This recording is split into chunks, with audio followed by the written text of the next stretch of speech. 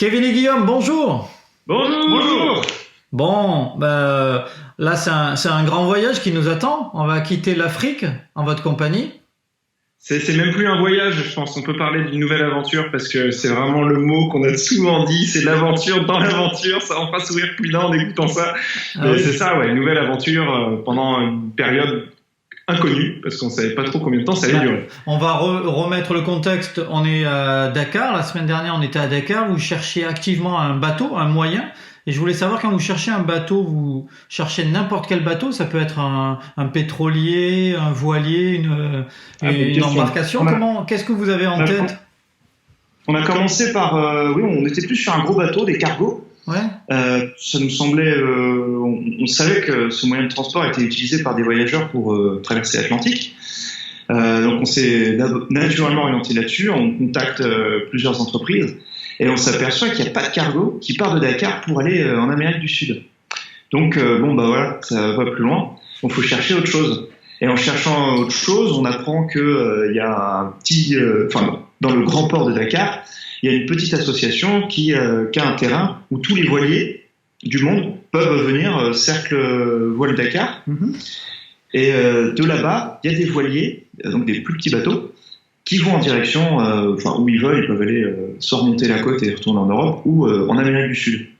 Mais la grande chance qu'on a, c'est qu'on est à la bonne période pour faire la transatlantique. Mois de novembre, décembre, janvier, c'est vraiment l'idéal pour traverser l'Atlantique en voilier. Donc on se dit, peut-être qu'on peut faire ça, et on envoie un mot donc à ce club en leur disant, nous, on est 2 voyageurs à vélo et on est prêts à faire la traversée.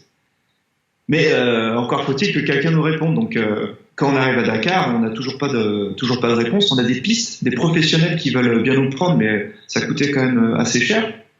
Ouais, carrément. On réfléchissait, mais on avait fait un calcul simple. C'est les billets d'avion pour aller en Amérique du Sud, ça coûte tant. Nous, on est prêt à mettre cette somme dans un bateau, mais pas beaucoup plus, pas le double. C'était pas possible, c'était pas dans le budget. En partant de là, on a toutes les billes pour faire nos recherches. Et puis, en arrivant à Dakar, au bout de quelques jours, on se rend à ce port. On discute avec les responsables et ils nous disent il y a un Français qui lui va en Amérique du Sud et il serait prêt à vous prendre. Mais ils nous disent ça comme ça. Super. Quand est-ce qu'on peut le voir? Passez le lendemain. Venez, je sais plus, peut-être le matin. Et puis vous allez pouvoir le rencontrer.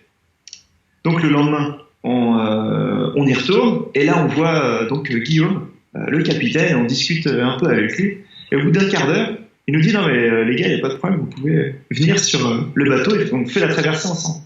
Au bout d'un quart d'heure, il était motivé. Mais lui, il faisait la traversée en solitaire à la base? Oui, à l'origine, lui, il voulait faire oui, il allait faire la traversée en solitaire. Après, il n'était pas fermé à avoir d'autres personnes. Et son objectif était d'aller à Buenos Aires en voilier, et qu'il y ait du monde ou pas sur son bateau, ça lui était égal. Après, sur une traversée comme celle-ci, il était aussi intéressé par rapport à la petite main, quoi. Si on peut faire la cuisine et l'aider dans certaines manipulations. Mais c'est ce que je voulais parler, c'est que quand, au lieu de 1, vous êtes 3 pour la logistique, pour manger, pour dormir, est-ce qu'il y a la place pour tout ça? Dans le bateau, oui, il y avait largement la place. On pouvait monter jusqu'à 6 personnes, je crois. Oui. Et du coup, ça reste quand même un bateau assez grand. C'est parfait pour 3 quand on reste une quinzaine de jours isolés comme ça, carrément en confinement là pour le coup. C'était très bien 3. Je pense qu'au-delà, on se marche un peu dessus de base dans le bateau. Au-delà de 3, ça aurait été un peu compliqué. Mais après, au niveau de nourriture, on avait du stock. On a fait du stock pour 3 personnes. Pareil pour l'eau. Et les vélos, il y a la place pour les ranger? Oui, on les a installés à l'arrière du bateau. Donc on les a emballés, avec du cellophane, on les a tournés.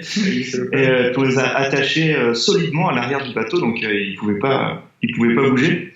Le bateau, il fait 11 mètres, et c'est un idylle, pour ceux qui connaissent.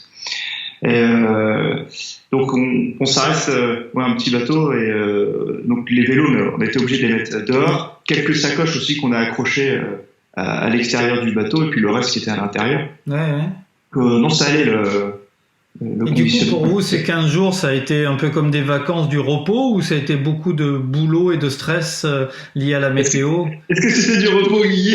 Alors bon, on pensait que ça allait être du repos, on s'était préparé à faire pas mal de notes ou faire des montages, des photos, des trucs comme ça. Mais au bout de 2 heures après le début de notre départ, je suis tombé malade et je m'en suis pas relevé en 15 jours. J'ai eu un mal de mer. 15 jours de mal de mer, mais enfin, faut bien comprendre que 15 jours, Guillaume, quand il se levait, alors souvent ça allait bien le matin, mais tout de suite, je sais pas, 2-3 heures après s'être levé, bon ben ça tangue tout le temps, et il va se recoucher. Il est là, il faisait énormément d'efforts rien que pour manger, et j'entendais, il mangeait côte à côte quoi, sa respiration, je savais que, tu sais, il faisait des grandes respirations.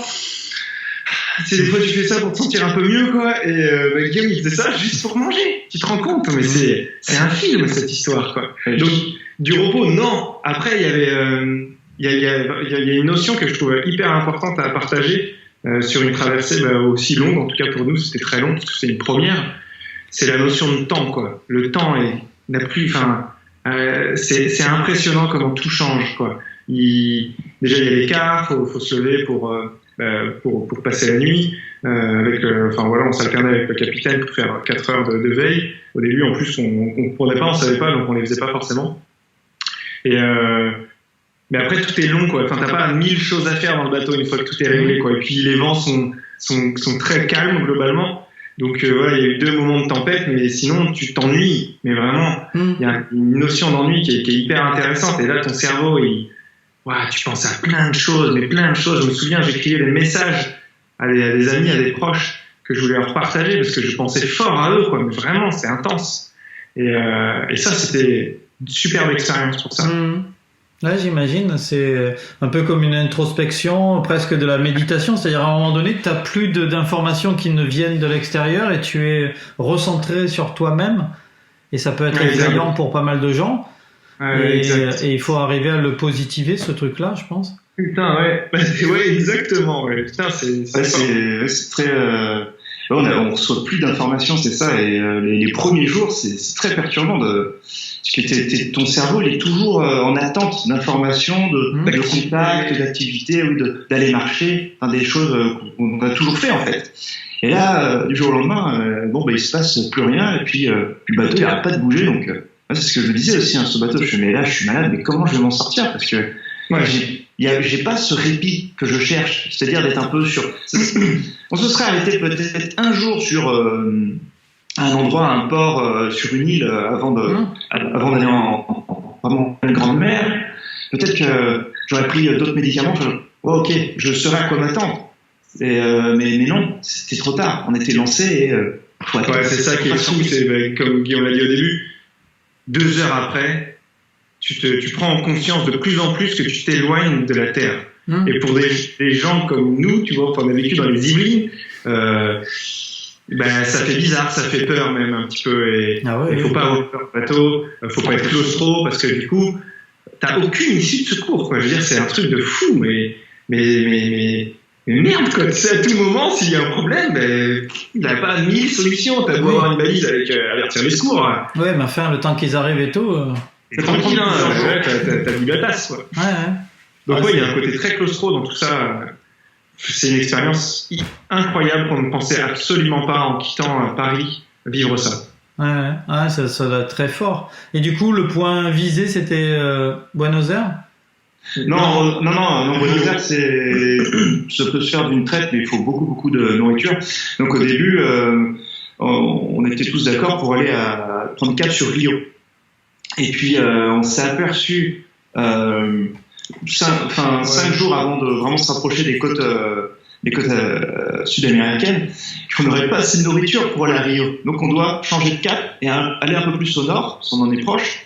Et on a changé de cap à un moment, on a dit au capitaine, non, on peut pas aller à Rio, on n'aura pas assez de nourriture, on est tous très fatigués. Moi, j'étais toujours malade, donc ça n'aidait pas. Je pense qu'on avait envie tous, en fait, d'arriver vite. Il fallait prendre une décision, donc on s'est tous les 3 réunis, c'est vraiment passé comme ça. Et capitaine, je pense qu'il faut aller plus au nord, donc il y a une grande ville brésilienne qui s'appelle Recife. on lui a dit ce serait peut-être bien de s'arrêter là, parce que qu'on se recharge. Et il a accepté, et on est allé à Recife. Et d'ailleurs, il faut qu'on profite de ce moment pour dire à Capitaine que c'est un homme exceptionnel et qu'on est hyper content d'avoir pu. Vous avez gardé contact avec lui? Comment? Vous avez gardé contact avec lui? Ah oui, on a gardé contact. Ouais, mais d'ailleurs, là, depuis qu'on est en France, maintenant, on va le voir, mais quel joie, quoi. Quel homme, vraiment incroyable. Et en plus, il s'appelle Guillaume, donc on l'appelait tout le temps Capitaine, parce que sinon, les deux me disaient oui, donc c'était pas facile pour moi. Mais ouais, c'est vraiment quelqu'un de merveilleux, quoi.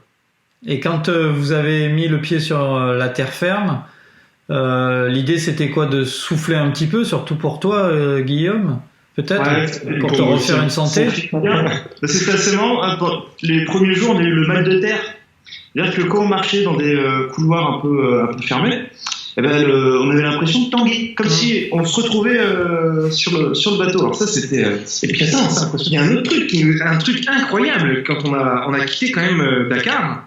Donc là où on était dans une ambiance très jaune, quoi, avec du sable, de la terre un peu ocre, tout ça. Et on arrive au Brésil.